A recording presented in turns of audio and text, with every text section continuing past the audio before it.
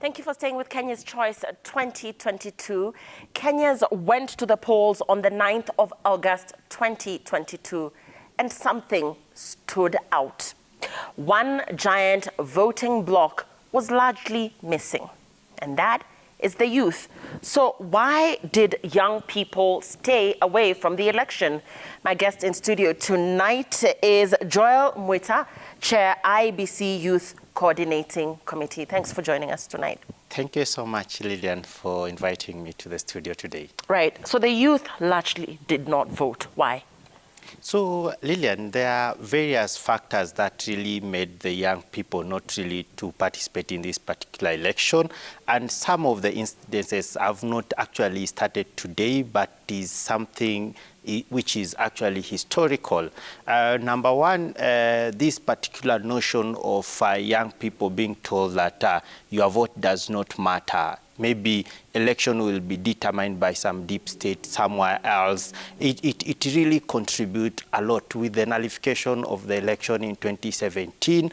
And people think that the same thing is going to happen. And that is why you saw the kind of measures the chairperson of IBC was able to put in place to make it very much open, and everyone will be able to see that there is nothing like deep state which is contributing to this particular issue.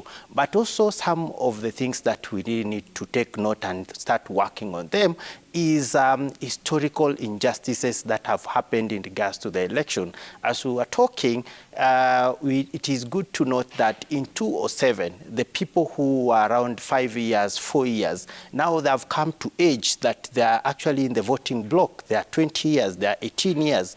But they remember that their parents went to the ballot, and that was a cause for them to lose their relatives, to lose their parents, to also lose their neighbors, also to be misplaced from the places where they live.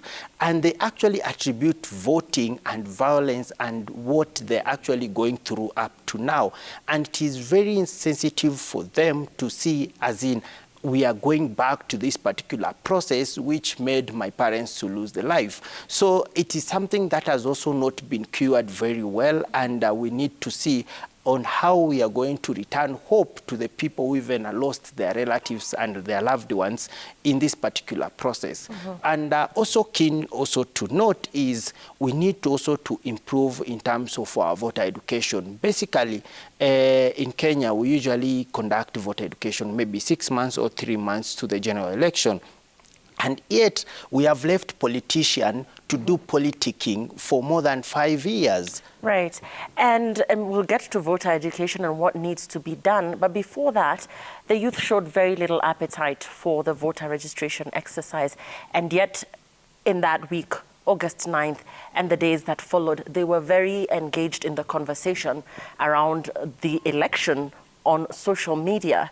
So little appetite for registration, but still very engaged in the process, at least in terms of the conversations they were having.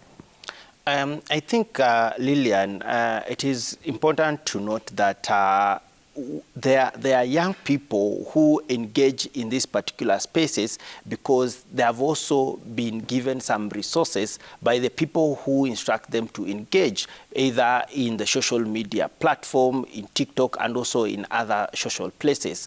And also, you see, for a young person, you need to give him a reason as to why he needs to do one or two things. And in instances whereby you've not completely given him a reason as to why he needs to get out and exercise his democratic process, is a little bit difficult for these particular people to actually engage in a meaningful way. Uh-huh. And in an instances whereby these particular people, we've left them in the process, in the critical process, that is ECVR 1 and ECVR 2 during the registration process. Even if you get them during the campaigning period, then that one will be an exercise in futility. Then these people will not be able to give you the meaning, the quality kind of the vote that you actually wanted. And if anything, statistics says anything to go by, you've seen from 2013, the number of young people who have been registering has been declining, coming to 2022, which has even shown a decline of 5.27% of young people who really were supposed to participate in this particular election, but they showed no interest. In the census of 2019, it shows that the people who were eligible in this particular process were around 13.7 million.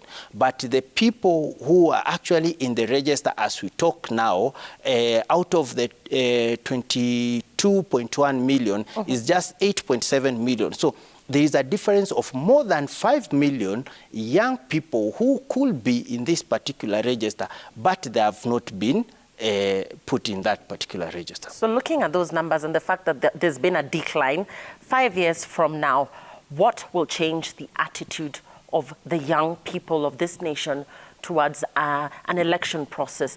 You've talked about voter education, but aside from that, what are the key issues that the IEBC needs to look into so that it draws the young people who are very critical voting bloc to the polls? I think, Lillian, we need also to look at what kind of messaging are we putting outside there for young people to consume. We were doing a small research whereby we were asking our fellow young people that is voting affecting the quality of your life. 98% of young people said voting does not affect the quality of my life. And this shows that what leaders should do in terms of even putting a trust even in young people to come out and also register as voters. So number one, we need to ensure that we give young people proper messaging from the time that even they are even in primary school, in secondary school, even by the time now they are reaching the aging of voting, they are aware of this particular democratic process. Number two, Lillian, there is a need for them to be assured that this particular process is free and fair, and one vote really counts and it can actually make a difference. As the Constitution of this republic says, that even if one has reached 50% and does not have that particular one vote, will not be declared as a president-elect.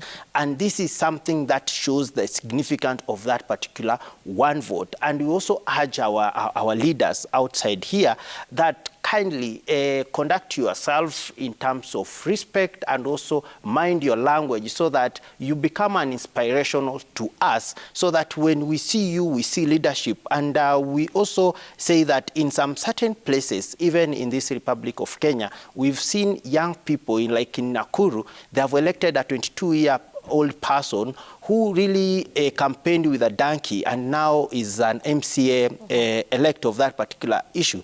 And Lillian, it is also good for us also to advise our political parties. The issue of zoning and direct tickets for the young people in this particular election really affected the young people. And we've seen most of the young people went independent. And you see how election is very expensive in Kenya. Yes. So let us, if we are saying that we need to also have young people involved in this particular process, even the political parties need to also behave to give rooms for the young people to be part and parcel of those particular political parties, and also to shun away from giving direct ticket to their cronies and also zoning and leave out the young people. Joel Mwita, we thank you so much for your time. The youth stayed away from the election, and these are some of the reasons that Joel Mwita, Chair, IBC Youth Coordinating Committee, has given us. We'd like you to continue engaging with us in the conversation on Twitter. The hashtag is Kenya's Choice 2022, at Citizen TV Kenya, at Lillian_Muli. We're back after this break.